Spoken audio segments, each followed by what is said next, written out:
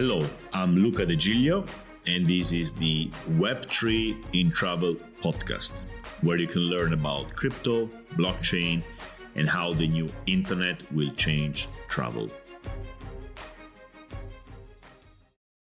So let's recap a little bit what happened in the intersection between crypto and AI.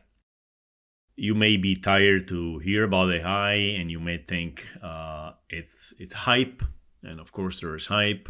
But at the same time, as I recently told a friend, you can never be satisfied, can you? So if nobody's talking about something, it's dead. And if everybody is talking about something, it's hype. So what do you really want here? I would say hype is I define hype as when there is a bit too much of something, rather than when there's nothing behind it. Crypto has been hyped during bull markets, and it's been completely ignored during bear markets. What really matters is what's behind it. And I'm sure AI is getting a lot of hype. I personally think hype is less than the real impact. In other words, there's not enough hype.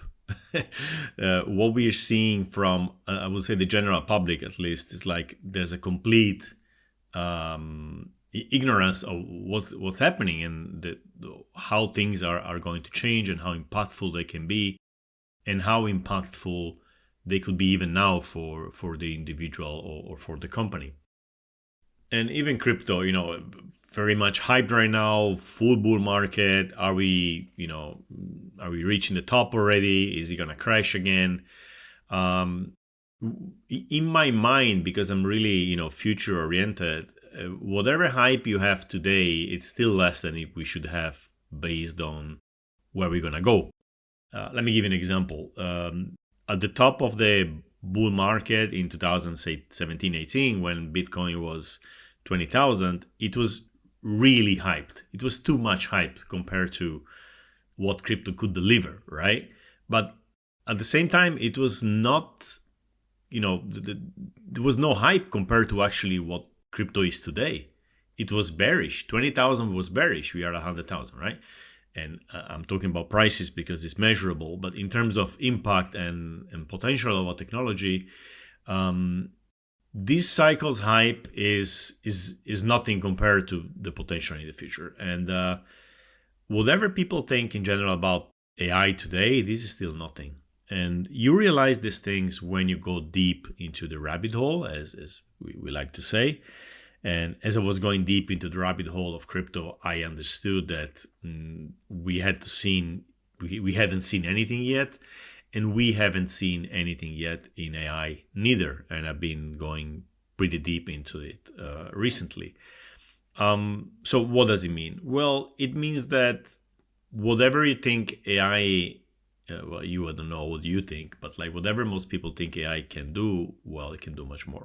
So I've been exploring very closely the intersection of crypto and AI because what I said in past episodes. I think this is where crypto goes ballistic. Forget for a moment Bitcoin. Or rather, let's treat Bitcoin first and then we go ahead with the rest. Bitcoin is it's gone mainstream. I would say that the election of Trump is what actually solidified it, because basically they're going to send away all the enemies in a way. And now the next leg from here is adoption of nation states basically and central banks. This is something we've been saying for a while when it really sounded stupid. I mean, how stupid it sounded to say Bitcoin one day will be adopted by a country, and then El Salvador adopted it, and now we are hearing. I mean, the future president of the United States is saying that we need a Bitcoin strategy or whatever. I'm not sure even he's saying it, but people around him are proposing Bitcoin strategic. I can't remember the word, sorry, but basically, United States are going to buy 1 million Bitcoin or more. This is beyond. I mean, the good thing about having been a long time into something like crypto is that you still remember when it was even stupid to say that Bitcoin is going to go to $10,000. And I wasn't there when people were dreaming about Bitcoin going to $1, so the famous parity. I was there right after, and I was reading these recent blog posts, or sorry, forum posts. So it's kind of every few years you have to reassess the situation, and that becomes basically the base from where you start from. Today in Bitcoin, we are starting the nation state adoption, central bank adoption, and big corporations adoption. So that changes. This is the baseline, right? Worst case scenario, just a few countries, a few central banks adopt Bitcoin. Best case scenario for Bitcoiners, I don't know if for the word, is like a race to get as much Bitcoin as possible before it's too late. And I think this is what's going to happen. And yeah, so completely new paradigm. That's what we mean with paradigm shift, right? And okay, Bitcoin, that's covered. This is not an episode about Bitcoin, no matter how exciting this can be. What about crypto? As I was saying in previous episodes, crypto always had a UX problem, too difficult to use, and even if you learn it, it's too difficult to maintain securely, which could be rebranded or rephrased as a human problem. Humans are just not smart enough for crypto in a way, right? And I don't say this in a bad way. It's just like this stuff is too complicated. We are used to add layers of, we are used to actually hide layers of complexity and expose only a very simple user interface, right? So when you take your phone in your hands, it is pretty simple. The technology behind it is beyond comprehensible by a single human. So that's what we have always done. We have trouble doing this in crypto because the user still has to somehow take care of the private keys. And that's something we haven't found yet a way to make it both easy and secure, because the easy way is always, okay, I take care of this for you. Give me your private keys, give me your Bitcoin and keep them in Binance or Coinbase or Kraken. But securing those private keys in a way that they're not controlled by a third party is really hard. There's been some work, and we discuss this often, like the account extractions or better wallets, etc. Is proceeding. It's taking a long time. There's new attempts. One is Vultisig from the guy who launched Torchain, JP. I actually met him a few weeks ago. Yeah, but we're not there. I still don't.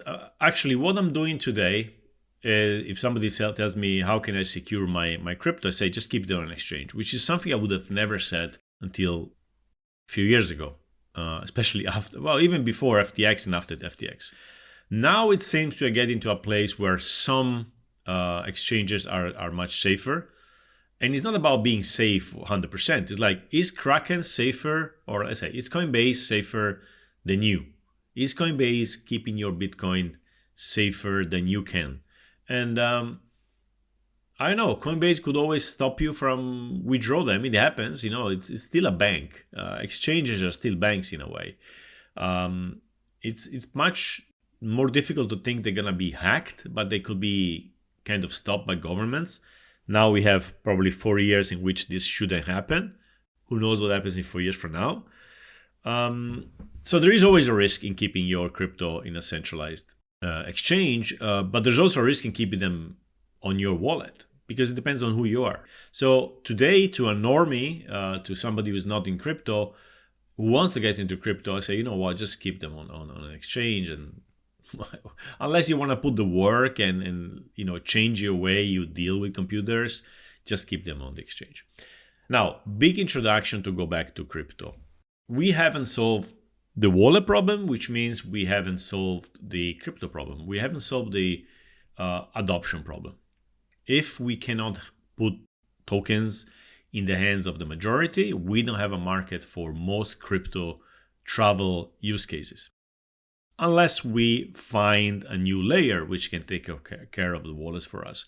And this layer was found, and this is AI, right? The last time we spoke about that, it was more on the theoretical side, if I remember. Now it's been happening. Now we have LLMs, so let's say ChatGPT interfaces, which can actually send tokens for you, launch tokens for you, do complex operations, etc., etc. It's actually happening. Coinbase, actually Base, the blockchain of Coinbase, is being pretty active on that. They created AgentKit, which is basically a developer platform in which you can program agents, so basically AIs, who have a wallet and can do things for you. Maybe you remember in a previous episode we were discussing about NFTs owning tokens. So an NFT can become like a person who can own a token. It was based on a new standard called ERC 6551, which is still there and growing.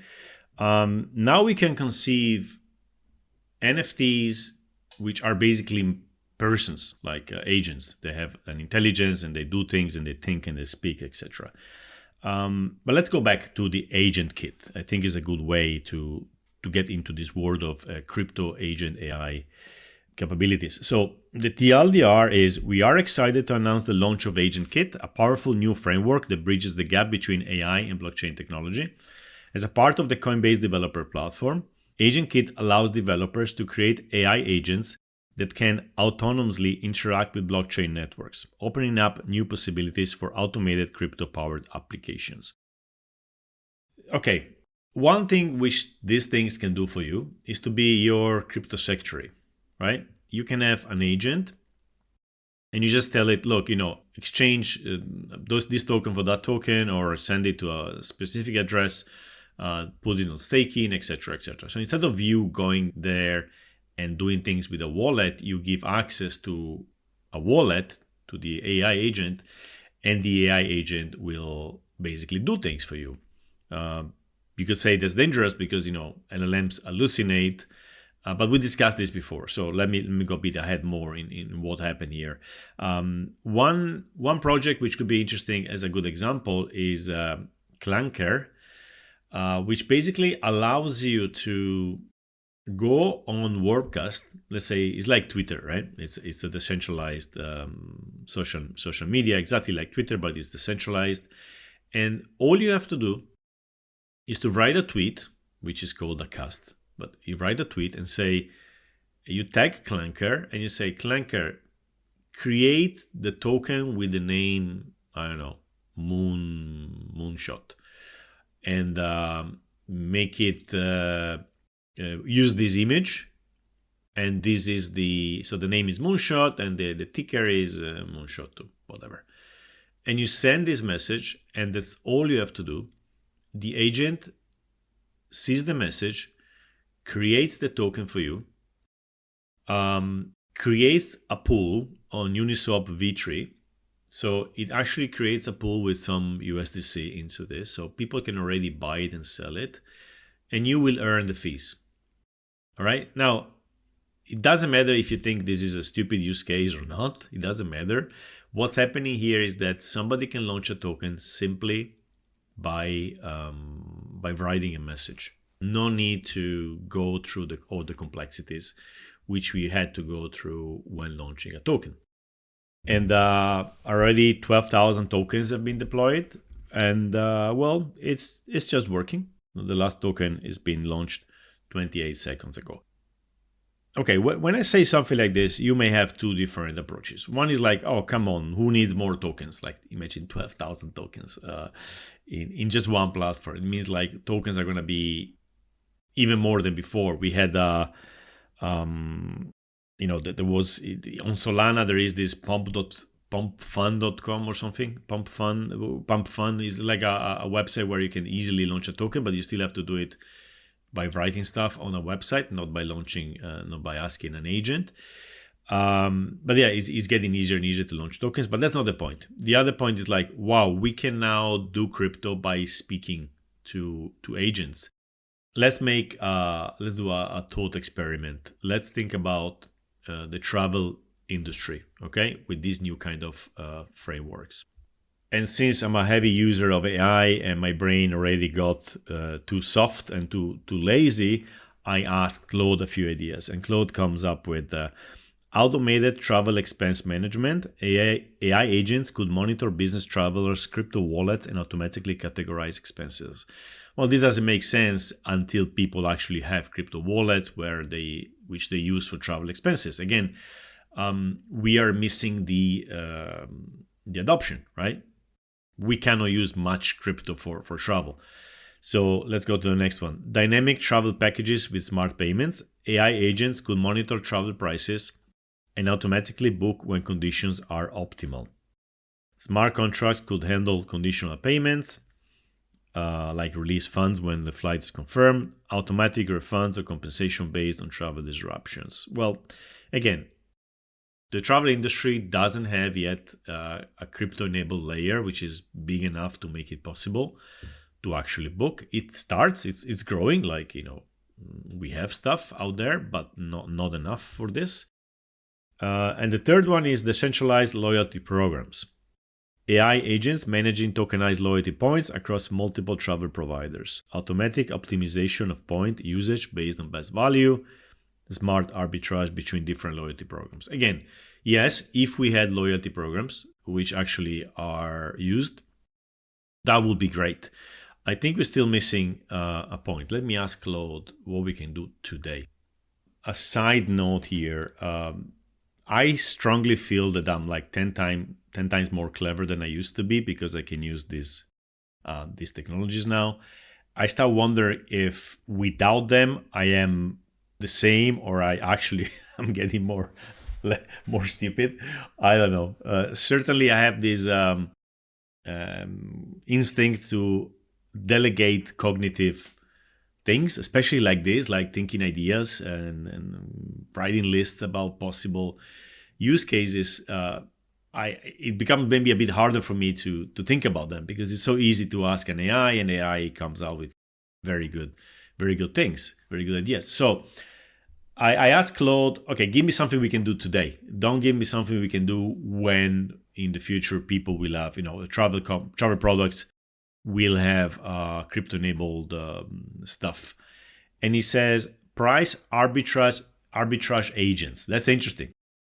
It says AI agents can monitor both traditional and crypto-enabled travel platforms like Travala.com, compare prices across fiat and crypto payments, alert users when crypto payments options offer better value. And it could help build actual usage data to demonstrate crypto advantages. So that's actually doable today. We have out there Booking.com, Expedia, then we have Travala, Sleep.io, and many others. And when at least when I go and book, I always try to compare. I usually don't find a better price on the crypto-enabled ones, at least in the locations and in the dates when I look for them. So I kind of stopped doing it. Most, when after 10 times you do something, you don't find a better price, you just kind of give up. I booked yesterday a place on Booking.com again. I searched on the travel in this case, but it was like there was no availability in that location. It was like a small, not a big city, so I couldn't do that even last night. But having an agent which goes out there and constantly analyzes prices and alerts me when it is cheaper to book on a crypto-enabled platform, well, that would be probably useful. So let's say I have to go, I don't know, to Paris in March. I have time, and I launch the agent, and the agent scouts the internet for me and tells me, look, today, if you book on this one, you're gonna have a better price on that, Travala, for instance. And I could book. Of course, that doesn't solve the problem. And maybe that's not the best price I could get in general, because if I wait a month, I get more, but it doesn't matter. It could be useful. That's not something which I will do now, because the marginal, advantage seems to be smaller than actually building this. But yeah, it's a possible use case. Let's see what else. Well, number 2, hybrid payment optimization. AI agents can track exchange rates and fees across traditional credit card foreign transaction fees, crypto to fiat conversion rates, stablecoin options, and recommend optimal payment methods for specific bookings, help users time their conversion between crypto and fiat. Well, unless you're spending a lot of money, I don't think that's very interesting. Okay, here's an idea Claude has just told me, but it's not. I think there's something there. Let's start from what Claude says. AI travel concierge with embedded finance. Well, first he says, "Oh, now I understand better. You're talking about using AI agents as an abstraction layer to handle crypto complexity while giving users the benefits." And he comes with three ideas. One is AI travel concierge with embedded finance. Users interact with an AI agent through familiar chat interface. Backend handles all crypto transaction invisibly. AI manages custody, conversion, and transactions. Users just see traditional payments methods and booking confirmations. The AI agent effectively becomes the crypto wallet manager. Okay, I can see this happening on Travala.com, Sleep.io, even the Travel, where they say, okay, if you are a crypto OG, 5% of the population, do your wallet thing.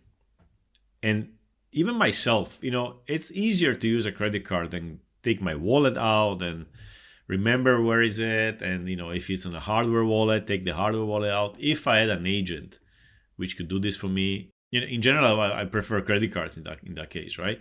But if there was an agent, and that's for the other 95%, I would use it. Like, okay, I go on one of these platforms and I look for a place, I want to book it, and I want to pay with crypto, and it's pre-set up already with my crypto in it.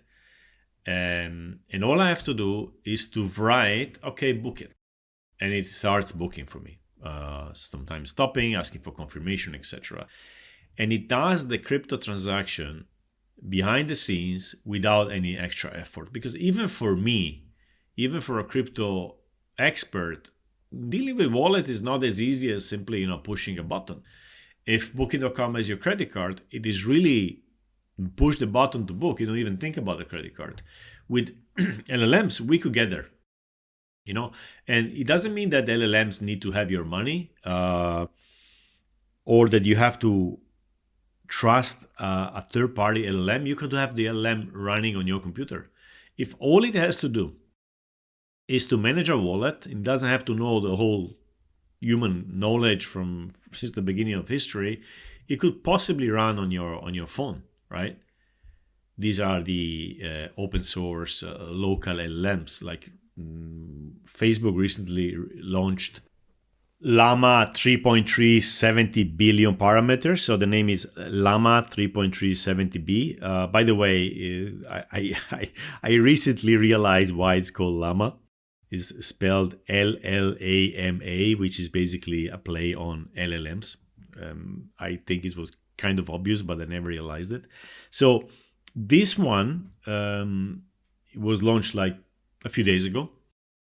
If you have a powerful computer, I think you need at least 32 gigabyte of RAM. That's a lot. But you can run a GPT-4 comparable LLM on your laptop.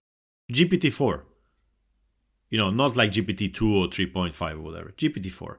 So if you go to Hugging Face, which is a website with all the open source LLMs, in general AI stuff, you can run even on a normal computer with 8 gigabyte of RAM or something, very much smaller LLMs on your computer, which are specialized. And being specialized, they don't need to be that big, right? Instead of being 70 billion parameters, which kind of corresponds to 70 gigabytes. An easy way to remember this thing is like the number of parameters is in the ballpark of the gigabytes in memory you need. Talking about space here, not memory. You can have like 3 gigabytes, 5 gigabytes, 10 gigabytes space, which your LLM needs locally, and a few gigabytes of RAM, 8, 16 or whatever, and you're running your local LLMs. I can see, and maybe it's even out there, I haven't checked, LLMs which have been specialized to simply manage wallets, and they would be very light. They could run on your phone probably, right? So you would have a local management of your wallet. The private keys could stay in your computer, right? So going back to the idea of the interface for booking platforms, I see definitely possible to interact with Travala, Sleep.io, the Travel, and all the others via a wallet. So I'm sure this is going to happen, because then you are going to be able to open these platforms to everybody. We don't need 2.5 anymore. Web 2.5. We have Web3, native Web3 AI enabled, right? Let's see the other idea. Smart travel insurance protection. AI agent monitors travel bookings and flight status, automatically purchases crypto-based travel insurance, handles claims and pay. Okay, not sure we have crypto-based travel insurance, so let's go to the next one. Dynamic package creator. AI agent aggregates travel services from both Web 2 and Web 3 providers, optimizes payments using crypto. Okay, still with the payment thing. And still cross-border payment optimizer. Let me ask a few more ideas. All right, so let's hear this one. Smart booking protocol layer. AI agents act as protocol participants rather than middlemen. Direct connection between hotels, airlines, and travelers. Agent handles verification, booking logic, and service matching. No need for traditional OTAs or GDS intermediaries. Users interact with AI. AI interacts with protocol. I'm not sure I understand that, but it gave me an idea. All right, you are a startup which wants to disrupt Booking.com. You do your platform, you let people book in with crypto, you give them wallets which represent their account, all the the usual ideas, right? And then you need hotels, and you can't get hotels. How do you onboard hotels?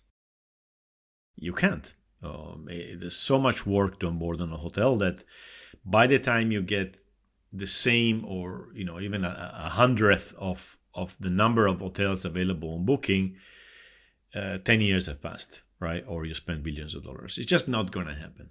Why? Because for the hotel, it's really hard to kind of get on a new platform. Imagine that we have, and this is an idea which came to mind now. So as I say it, I'm thinking through it. It could be not a good one.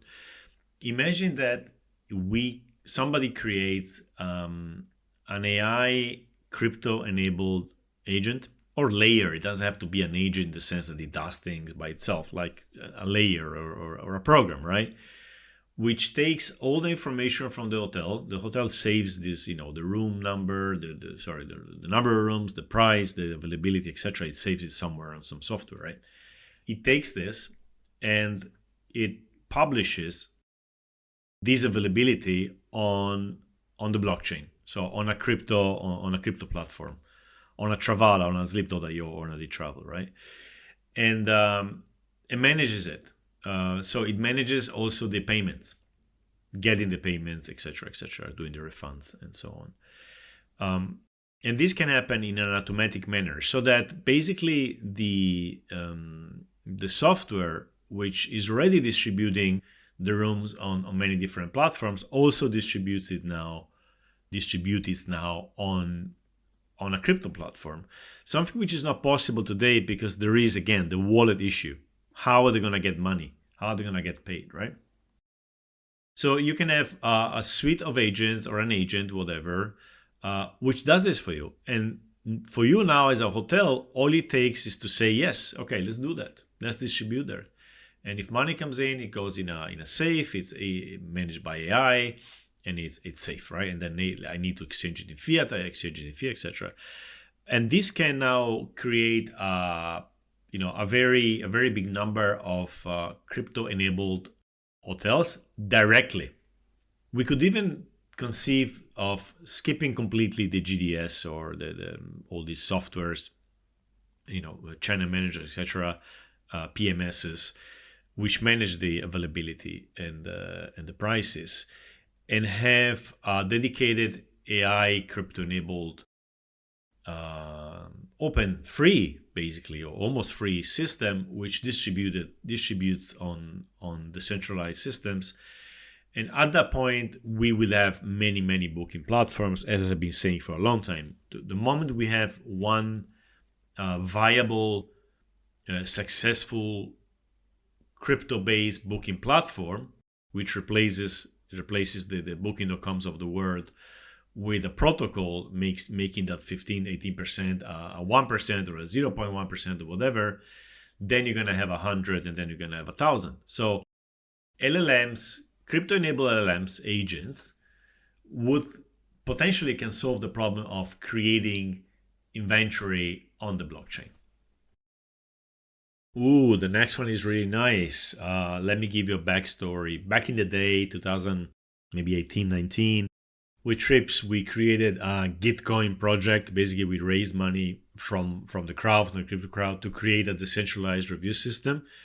The idea being that reviews are written by guests for hotels, for vacation rentals or whatever, but they are today owned by the platforms. And this is not a good place to keep your reviews because, if you're that platform from Airbnb, you lose all your reviews, which is like the worst thing which can happen to anyone. Or if you're on booking.com, I think they delete the ones older than 2 years old or whatever. They have control over them, right? And people go there because the reviews are there. You want to go on a new platform and you have 0 reviews, you have to start over, etc. So the reviews should be basically somewhere else. They should be on the protocol, on the internet. The internet itself should manage reviews so that they are there and that's it. Because again, they are written by guests for the accommodation provider. Why the platform should own them, right? And it didn't go anywhere because nobody has a wallet. you know why things don't work. Nobody has a wallet.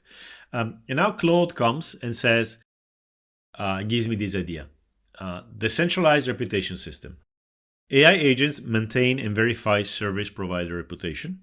No centralized review platforms needed, so no TripAdvisor neither in this case. AI validates authentic experiences and ratings. Okay, let's discuss that. Could work even without users having a crypto wallet, which is basically the thing. Okay, we can manage a decentralized review system today based on crypto, based on blockchains, so decentralized.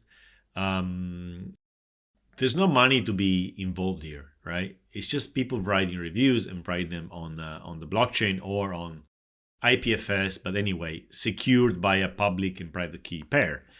Basically meaning we can have agents help humans to write blockchain, to write reviews on the blockchain and help on the other side, these are the guests, and on the other side help the accommodation providers to have reviews on the blockchain, on a third party, on a decentralized protocol, meaning that they can be that platform from anywhere. It doesn't matter. The reviews are still there. And they could actually build them in their own website. Okay. So, okay. The point where it says AI handles, where is it? Validates authentic experiences and ratings. Can AI actually manage and tell you if a review is true or not? I don't know, because it could be an AI writing on the other side, but it doesn't matter. It matters, but there's many ways we can envision validation reviews. Today, they are validated by what? Let's say the reviews we trust the most are the ones on booking.com rather than Google, because Google, anybody can write. Google validates them by connecting them to an account. So if I have a long-term account, maybe the review is has a more higher weight. Booking.com validates them with the fact that people actually have booked, but there's holes in the system anyway. It's not perfect, right? In the big numbers, if you see a 10 on Booking, you know it's going to be good. So it works, right? Not perfectly, but it works. We can attain the same level, in my opinion, or it remains to be seen, but I think we can work towards that if a review has 10 on or 9 on a decentralized review system, it's reliable. And AI agents can help with that. So yeah, this is one of the missing pieces in the Lego. Reviews on the internet. not on the platforms. Reviews managed by AI agents with crypto wallets, which become kind of the ultimate, how can I say that, the most reliable source for reviews, and especially the not, what is the word when which you cannot temper, right? Platforms always temper reviews to their benefit. For instance, they, I think we discussed this in the past. I'm sure we discussed reviews in the past in previous episodes. The fact that a hotel with a 7 out of 10 in booking is somewhere you don't want to go, it's crazy, because 7 out of 10 is a good number, right? Or the fact that the same thing in Airbnb, I try to avoid any place below 4.6, where out of 5, 3.5 out of 5 should be still good. Actually, if you have a 3.5 out of 5 on Airbnb, it's probably it's going to be a bad experience. So that's a big thing to do. Reviews, kind of like TripAdvisor, but without TripAdvisor in the middle. This now can be finally conceived. Somebody should work on that. Okay, here are a few more ideas. Travel identity attestation. So again, the endless problem of identity. And we've seen a lot of attempts. There's a lot of work being done today in identity in the travel industry. Polygon ID is pretty heavy on that. But again, it requires you to have a wallet, which means it requires you to handle a private key, which means you may lose the private key. And if you lose the private key, you lose your identity. And losing your identity, when maybe you have 5 bookings on it, or reviews, or money, etc., it's basically horrible. So the next step, okay, I know it's dangerous, so let's take care of this for you, or partially take care of this for you, etc., etc. Now, imagine that we can safely manage an identity with an AI agent crypto wallet, meaning again, visualize this. It is you, and close to you, there's a genius crypto guy taking care of identity for you, 24 hours a day, and completely safe because it's local, right? So we unlock travel identity attestation. The wallet serves as the decentralized travel ID, right? Because a wallet is a public and private key. So the public key is your ID. It's like your email, right? The AI agents manage wallet-based credentials.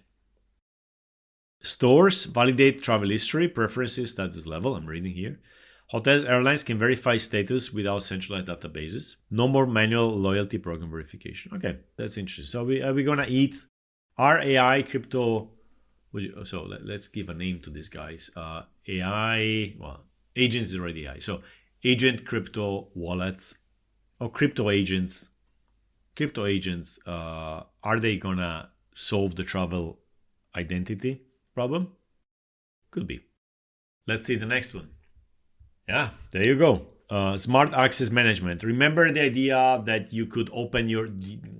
All right, let's make it a bit more interesting. You go in a hotel, you skip the reception, you go to your room, and you open your room with a QR code, or with whatever, with an app, right?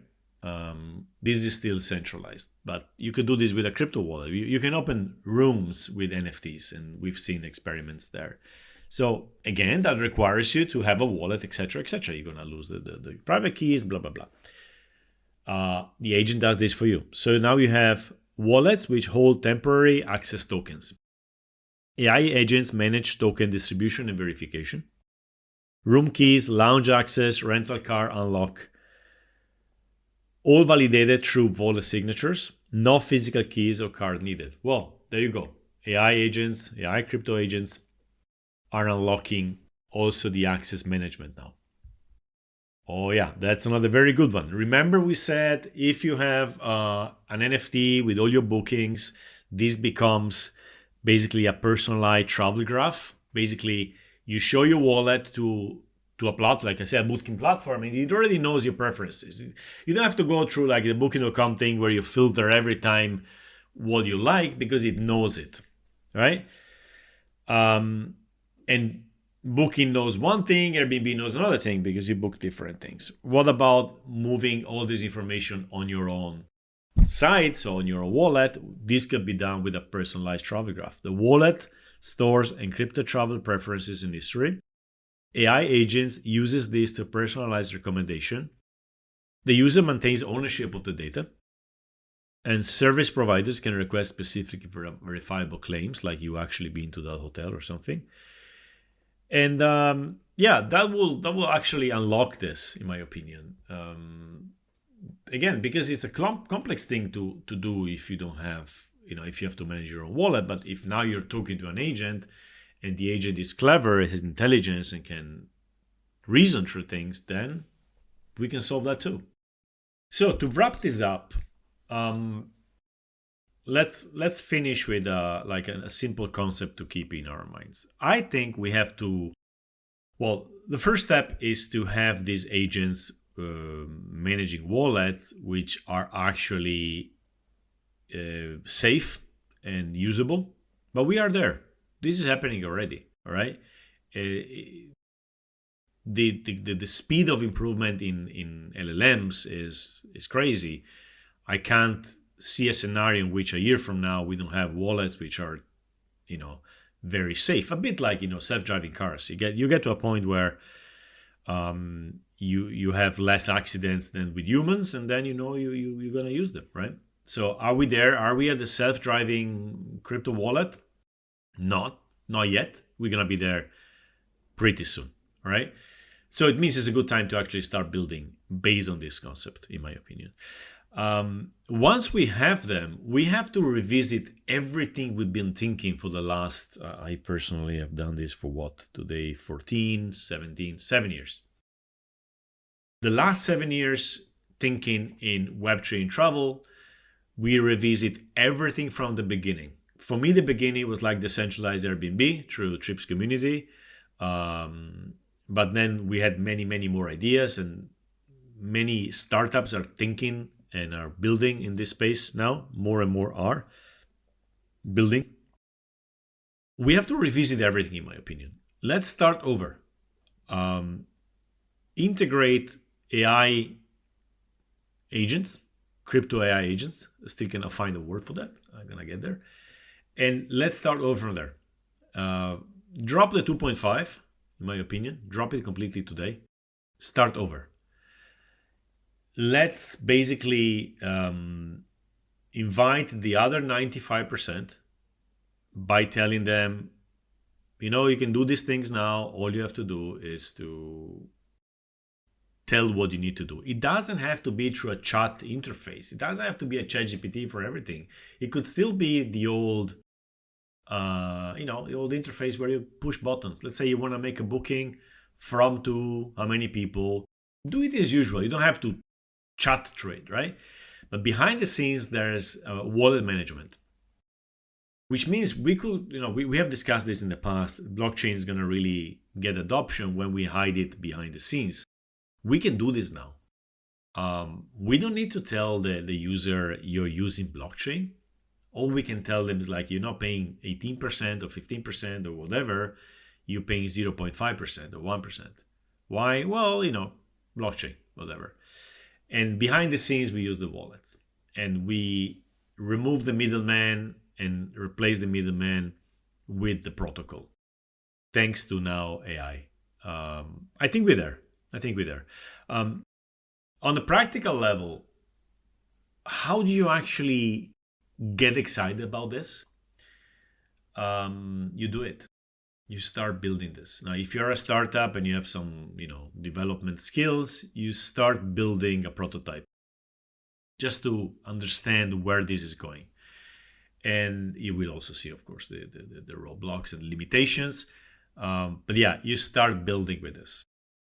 And I am convinced that in the next cohort of startups, let's say the next batch for TechTrees, we will see startups doing that, and I certainly will be interested in seeing them, because this is when this becomes really mainstream, in my opinion. All right, that's it for today. Thank you for listening.